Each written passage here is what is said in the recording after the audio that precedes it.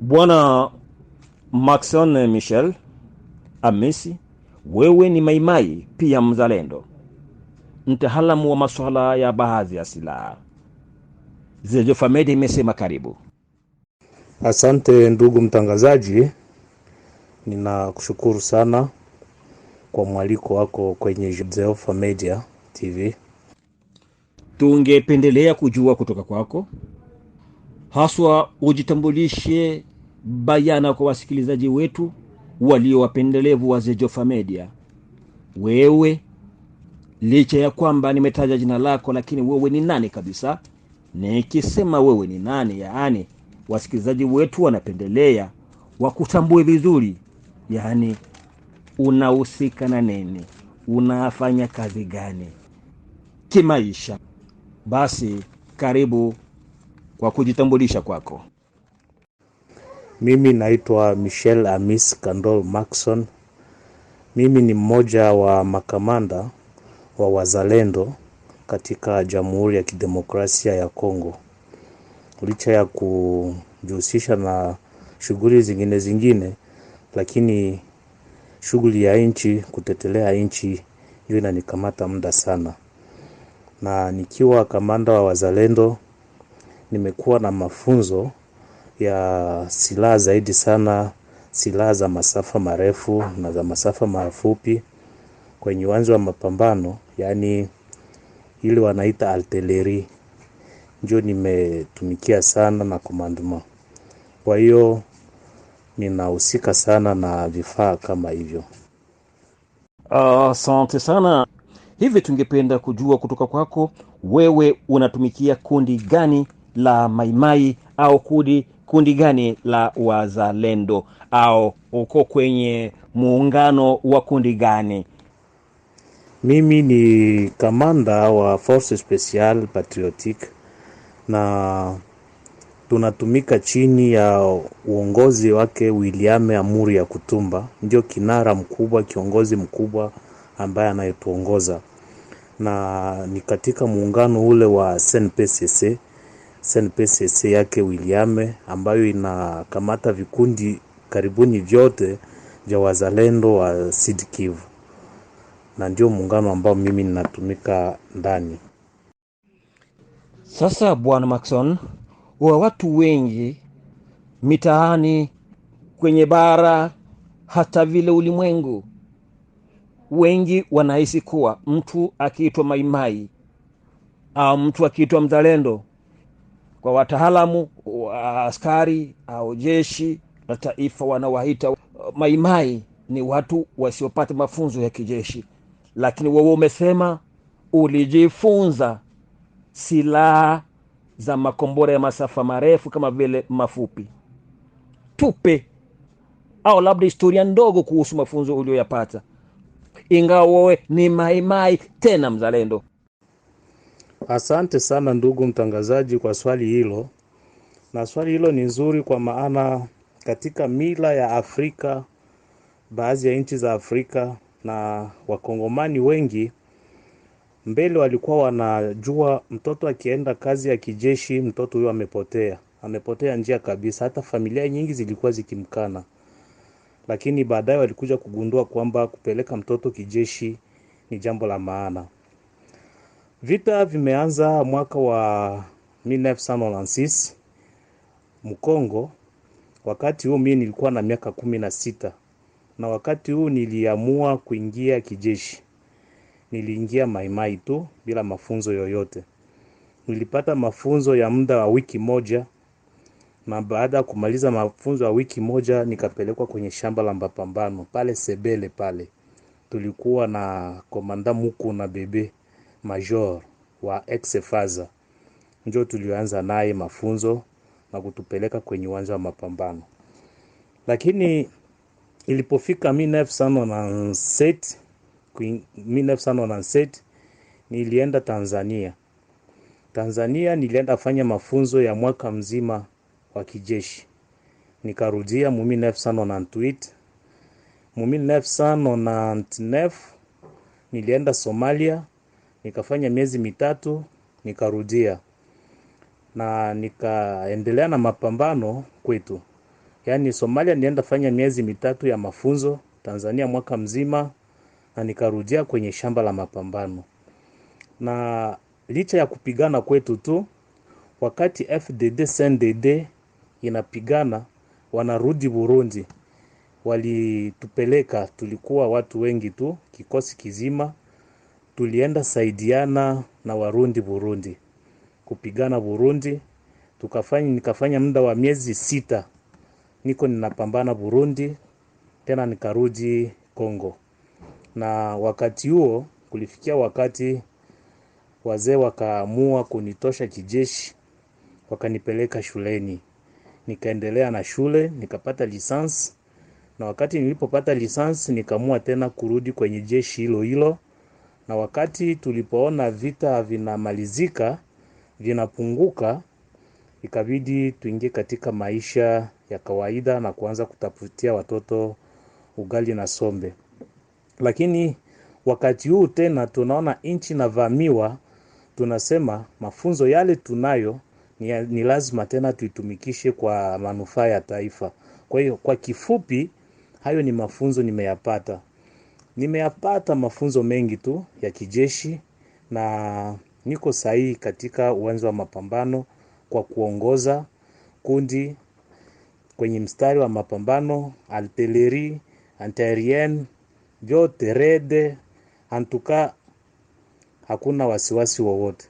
Na ninapenda kuambia wa ndugu wasikilizaji wote na wakongomani wote wajue kwamba wazalendo hawako watu vuguvugu, hapana. Licha ya kwamba kuna wale wanatoka nyumbani na kuingia tu, lakini kuna wale ambao wamebobea kijeshi na wana mafunzo mazuri ya kupangilia vita.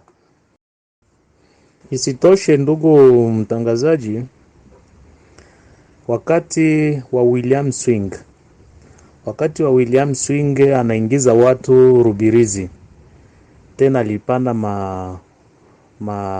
mafunzo ya kijeshi nyingi tu kwa wamaimai. Wakati ule jina la wazalendo lilikuwa lijakuwepo, walikuwa wamaimai. Kwa muda wa miaka 2 anatia watu pale Rubirizi, akiendelea kufunza watu. MONUSCO wakati ule ilikuwa ingali Monique walifunza tena watu kijeshi kwa muda wa miaka 2 wakifundisha watu. Hayo yote tuliyaprofite na ni manufaa kwetu. Kuna matamko yanayotajwa kwamba jeshi la Rwanda RDF linatumia yale makombora kutoka ardhini hadi angani, kwa kimombo wakihaita missile solaire. Unaweza kutupa mafasirio wewe kama vile mtu mwanajeshi unayekamilika, licha ya kuwa wewe unapatikana kwenye makundi ya wazalendo? Kwanza, makombora ya kutoka ardhini hadi angani, kwa kimombo wakihaita missile solaire, inamaanisha nini? Ndiyo, missile sol air ni kombora ambalo linapikwa ardhini kwenda angani, ambao cible determine yake iko angani. Na cible ya missile sol air ni apareye yoyote ile inayopita.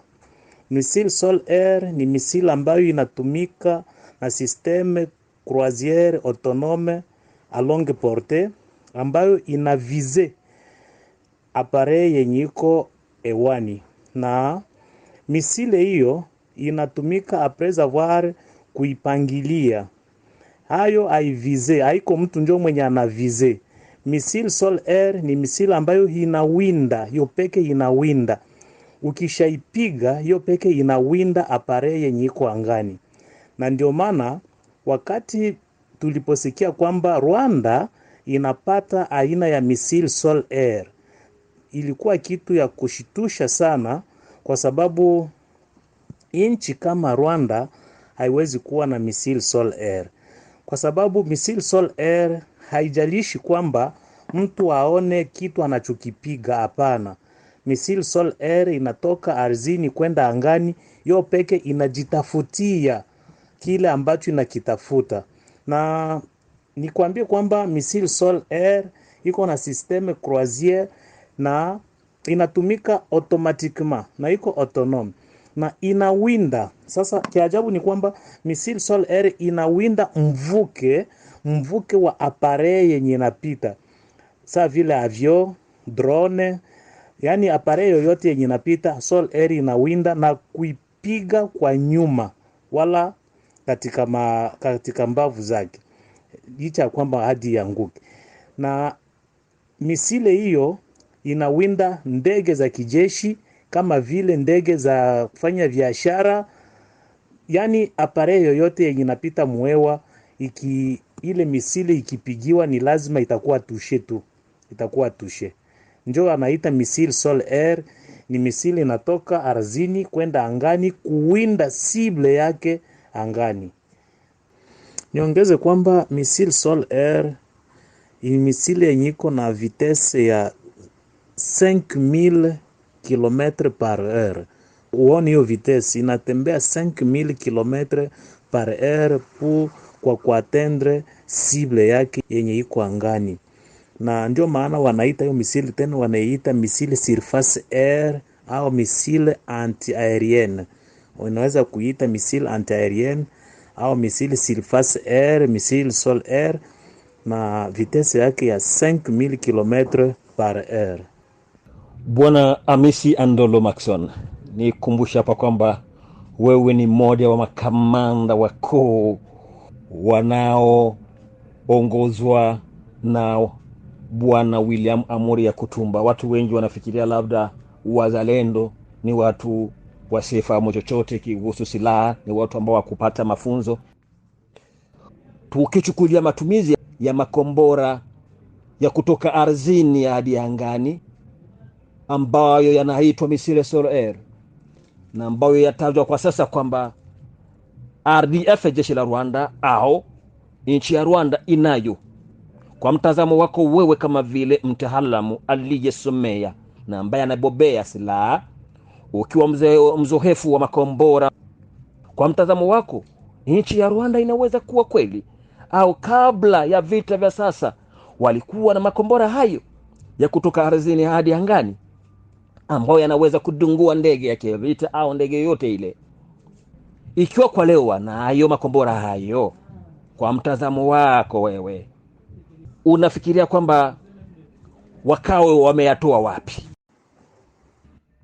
Na hilo ni jambo sisi wazalendo tu tumelishtukia kushangalia, Afrika mzima na dunia na wamelishtukia, kwa sababu nchi kama ya Rwanda haiwezi kuwa na silaha kama hizo. Na tukiangalia vizuri kijeshi, tukiangalia arsenal militaire ya Rwanda haiwezi kuwa na silaha kama hiyo.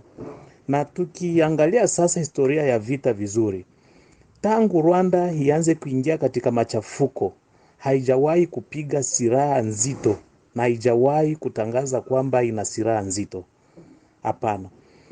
Depuis 1996 hadi leo, tulipita wakati wa Joseph Kabila, Rwanda ilipambana sana, iliingiza sana wanajeshi wake. Wakati wa Mamadou Ndala anapigana na anapiga M23, aliipiga na kuifutilia mbali, lakini Rwanda haikutumikisha masilaha za kisasa, silaha nzito kama hizo. Lakini wakati tunaingia murejime ya Felix Tshisekedi, rais wa sasa, wakati anaingia katika mfumo wa vita vya kisasa, anaanza kununua madrone. Tulinunua Sokoi zilipiga. Wakati Sokoi zilipiga, walileta misile anti-aérienne ya kupiga Sokoi, lakini ni misile ambayo si ajabu sana. Na walileta hiyo wakati sisi tunanunua Sokoi, zile avion de chasse, ndio na wao wakaleta hizo misile. Inamaanisha wakati serikali ya Kongo inanunua madrone, kwa sababu drone ni avion de guerre ambazo zisizokuwa na rubani, zinapigia altitude ya yulu sana. Na kwa kupiga drone ilifo tumikishe misile sol air, kwa sababu hayo inaenda katika altitude kubwa sana nayo na inawinda. Na wakati tunanunua madrone na wao wanaleta sol air, ni kusema kwamba Rwanda na dunia mzima ijue sasa kama kutangaza kwa Rwanda kuwa na misili Sol Air ni kupenda kuambia dunia mzima kwamba sio Rwanda ambayo tunapigana nayo. Wanapitia Rwanda, ile RDF inakuja kusutenire kwa apuye M23. Inamaanisha kwamba M23 na Rwanda ni vibarua vya Occidentaux. Ile inamaanisha kwamba Occidentaux ndio biko derriere Rwanda, kwa sababu Rwanda haiwezi kuwa hata na pesa za kununua hizo silaha, kwa sababu hata mu mapei occidental kuko pei zenye hazina hizo silaha. Sasa Rwanda itaitosha wapi? Hiyo inamaanisha moja kwa moja kwamba ni tangazo la kuonyesha kwamba ni inchi ambazo za wazungu ziko nyuma ya Rwanda, ambazo zinapatia Rwanda vifaa vya kupiganisha Kongo. Na hiyo ni mojawapo ya lesson ya fundisho kwa serikali ya Kongo, ijue kwamba sio Rwanda tu ambao wanaweza kuangalilia, wapeleke mawazo yao kwa mbali sana kwa kivita, ili kuonyesha kwamba vita tunavyo ni vita ambavyo viko programe, viko telecharge, viko teleguide mbali sana na Rwanda. Rwanda ina execute tu, lakini mipango inatoka mbali sana. Kwa sababu wakati wanatumikisha misili Sol Air hawana ujuzi. Ni lazima kukujwa specialiste wa kutumikisha silaha hizo, na watatoka wapi? Watatoka kwa Occidentaux. Donc hilo ni tangazo la kuonyesha kwamba Kongo iangalie position gani watakamata, balie gani watakuwa nao, ili hivi vita waviweze. Wa Amerika, wa Francais, wa Anglais, sijui wanani, wote wako derriere Rwanda. Na kwa sababu ya hiyo inabidi Kongo na sisi tuangalie gisi ya kujipanga, kwa sababu vita ni vikubwa na ni vikubwa tena sana. Tunapokusikiliza vizuri ni kwamba nchi ya Rwanda haina uwezo wote ule wa kupata makombora hayo ya masafa marefu kama vile mafupi. Ikiwa wanazo silaha hizo hayo makombora hayo, ni kwamba inaonyesha wazi kuwa wanasaidiwa na nchi za magharibi kama vile nchi za Ulaya. Labda ningependa kujua kutoka kwako, unaweza kutupatia maelezo mafupi. Je, kuna utofauti kati ya Maimai na Mzalendo? Inawezekana utofauti uwepo wa Maimai na Mzalendo, na inawezekana tena waje kukutana katika fasi moja hapo mbele. Nitaanzia kwa Mzalendo. Mzalendo ni katika lugha ya Kiswahili ni mzalendo, katika lugha ya Kimombo anaitwa patriot. Na mzalendo ni mkaaji wote, raia wote wa nchi anaitwa mzalendo. Lakini katika uzalendo sasa, katika wazalendo kuna aina mbili za wazalendo. Kuna vikundi viwili vya wazalendo. Kuna wazalendo wanajeshi, ni wale wanaoshika silaha kwenda kupigania nchi. Na kuna wazalendo wa raia ambao wako tu lakini hawashiki silaha. Ila neno mzalendo kwa kuingilia kindani inamaanisha ni mtu anayejitolea kwa hali na mali kutoa uhai wake ili atetee nchi yake. Mtu anayejisacrifice, anayejitosha kama vile sacrifice ili atetee nchi yake, huyo ndio tunaita mzalendo halisi.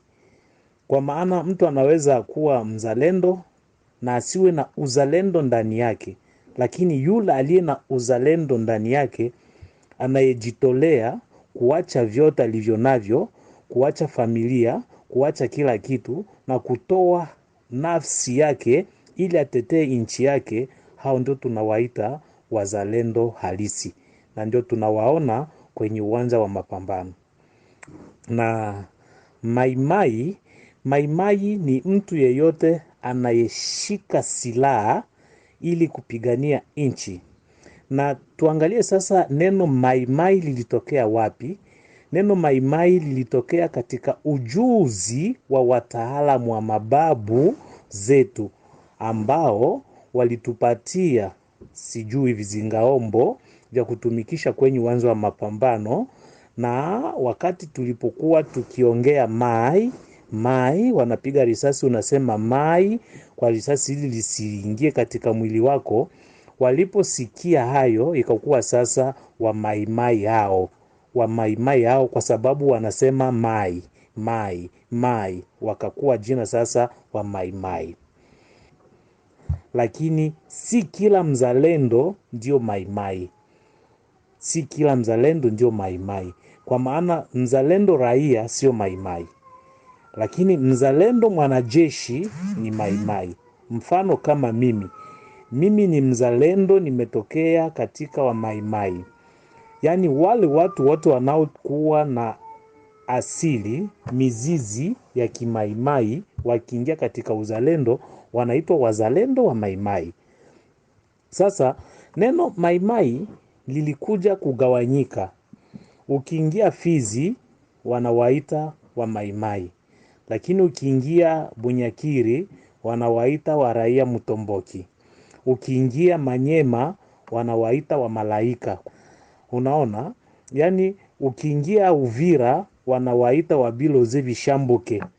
Unaona? Yani Fizi ni wa maimai, Uvira Biloze Bishambuke, Manyema malaika, Kale raia Mutomboki. Kila watu wanapata konotasio pale kwenye wako, lakini wazalendo wote ni mtu mmoja katika Jamhuri yote ya Kidemokrasia ya Kongo. Huo ndio utafauti uliopo.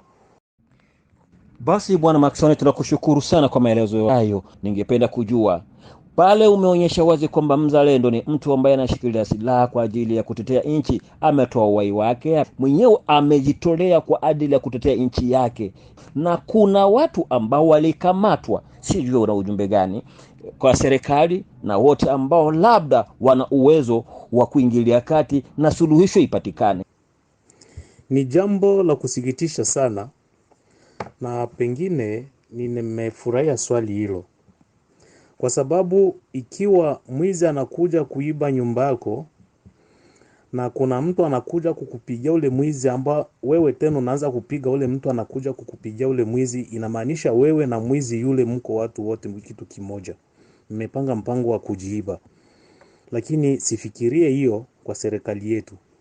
Serikali ambayo ilipita mbele ilitesa sana wazalendo wa maimai, iliwatesa sana, iliwafunga, na ndio ambao serikali iliacha walio wengi ndani ya jela, na mpaka sasa wako ndani ya jela. Na wakati Rais Tshisekedi anaingia kwenye madaraka, ametambua rasmi wazalendo kwamba ni watu, sio watu wa vurugu, sio watu wabaya, lakini ni watu ambao wanapigania nchi yao, ni watu ambao wametambua kwamba nchi imevamiwa na adui, na hivyo ni lazima wagomboe nchi yao. Amewatambua na ameona ni vema kwamba liwe jeshi la akiba la jeshi la taifa. Na nikipenda kuongea kidogo kwamba sio Kongo tu ambayo imeanzisha kutia jeshi la akiba. Ukienda Burundi wale wanawaita Imbonera kure, ni jeshi la akiba la Burundi. Ukienda Tanzania utakutana kule ile wanaita JKT, jeshi la kulinda taifa, ni jeshi la akiba la Tanzania. Ukienda hata Ulaya, ukienda Marekani, kuko ile wanaita Stakud, ni jeshi la akiba la Etazini. Ukienda Risi kunaita ile Wagen, ni jeshi la akiba. Yani ukienda katika nchi nyingi kuna majeshi za akiba za serikali. Na hata Kongo hivyo hivyo pia wanakamata wazalendo kuwa wa reserviste. Yani ni lazima watambulike vema na serikali, na sio tu kuwa jeshi la akiba, ni jeshi ambalo linatetelea nchi, linapigana kwa ajili ya nchi, ni jeshi la lazima. Kuna watu waliokamatwa kama vile wazalendo, kama vile maimai, hapo awali wakitajwa kwamba wao wanashikilia silaha kinyume na sheria. wakati wao walichukua silaha kwa ajili ya kutetea nchi, kupiganisha adui, na hivi sasa hao maimai au wazalendo wanapatikana jela. Wako viongozi wa kijeshi ambao leo rais mwenyewe wa Jamhuri ya Kidemokrasia ya Kongo Felix Antoine Tshisekedi Chilombo amewatambua hao wazalendo hao maimai kuwa ni watu wanaostahili kuwa kikosi cha akiba, ila kwa leo wangali bado jela. Una ujumbe gani kuhusu wao? Niliwahi kuongelea hilo swala na nikajiadrese directement kwa president de la republique. Nikasema kwamba hatuwezi penda kitu na contraire à la fois. Ukienda katika prison ya Goma, prison ya Bukavu, prison ya Uvira, prison ya Fizi, unakutana kuna mamia ya wanajeshi ya wazalendo wenye wako mu prison mpaka leo. Motif maimai. Est-ce que maimai ni une infraction? C'est une infraction? Hapana. Kwa hiyo ninaomba kwa raisi wa nchi, Rais Felix, aangalie gisi ya kuanza kufungua wanajeshi wote wa kizalendo ambao wako ndani ya magereza, kwa sababu haitawezekana, sio jambo nzuri wazalendo waendelee kuteseka, waendelee kupotea, waendelee kupigania nchi kwenye uwanja wa mapambano, na huku walio wao tena wanaendelea kuhangaika katika majela wakifungiwa kwa ajili ya uzalendo, na ule uzalendo ndio unaogomboa nchi. Sio jambo la kawaida. Kwa hiyo ninaomba kwa serikali ya Kongo iangalie gisi ya kuachililia wale wote ambao wamefungwa, kwa sababu ni mainocent. Wako wa innocent vraiment, hawana kosa lolote, kwa sababu kile ambacho walikuwa wakikifungiwa leo kimebainika kwamba ndio kitu cha lazima. Yaani wale watu ni lazima wawe blanchi kwa sababu hawana kosa. Kwa hiyo waangalie gisi watawafungua, watakao kwenda manyumbani kwao waende, watakaorudi jeshini warudi, na nina uhakika ya kwamba wakifungua wazalendo 10,000 au 1,900 watarudi tena kwenye jeshi, na hiyo itasaidia tena nchi kwenda mbele. Lakini tatizo ni moja, tatizo ni kwamba serikali ya Kongo iko infiltré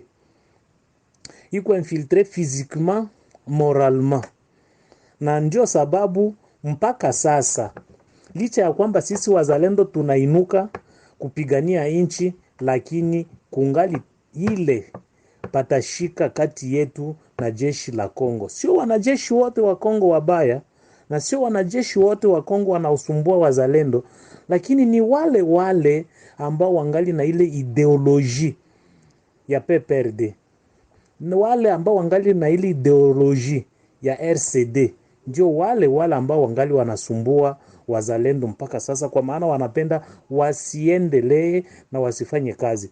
Lakini kwa sababu serikali na wanajeshi walio wengi wamekwisha tambua kwamba mzalendo ni mtu mwenye kuwa walazima kwenye nchi na anatetelea nchi, tunawaomba wafungue wale wote ambao wamefungiwa ndani ya magereza. Hili itakuwa jambo kubwa la kufariji sio wazalendo tu, wanajeshi, ila wakongomani wote kwa jumla, litatufariji.